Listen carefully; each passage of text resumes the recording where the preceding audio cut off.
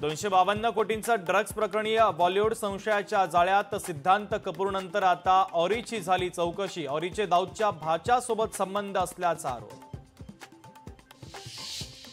राज्यातील 600 मराठी शाळा बंद होण्याच्या वृत्ताचा शालेय शिक्षण मंत्री दादा भुसेंकडून खंडन।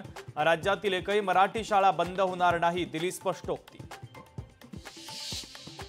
24 तासात अजित पवारांचा राजीनामा घ्या, दमाने यांची फडणवीसांकडे मागणी। अन्यथा अमित शहांची भेट घेऊन राजीनाम्याची मागणी करणार असल्याचा दिला इशारा।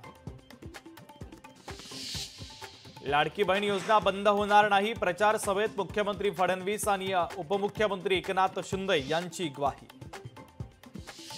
टीएटी पेपरफुटी प्रकरणाचं यूपी आणि बिहार कनेक्शन, आंतरराज्यीय रॅकेट कार्यरत असल्याचा पोलिसांचा संशय।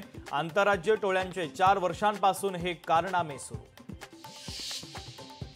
मुंबईतील 26/11 दहशतवादी हल्ल्याला 17 वर्ष पूर्ण, शहीद पोलीस जवानांच्या प्रति मुख्यमंत्र्यांनी वाहिली आदरांजली। दक्षिण आफ्रिकेविरुद्धच्या लाजिरवाण्या पराभवानंतर टीम इंडियाचा मुख्य प्रशिक्षक गौतम गंभीरने स्वीकारली पराभवाची जबाबदारी।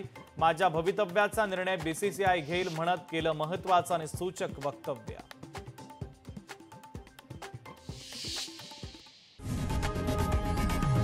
लोकशाही मराठी ऐका, पहा, जागरूक रहा।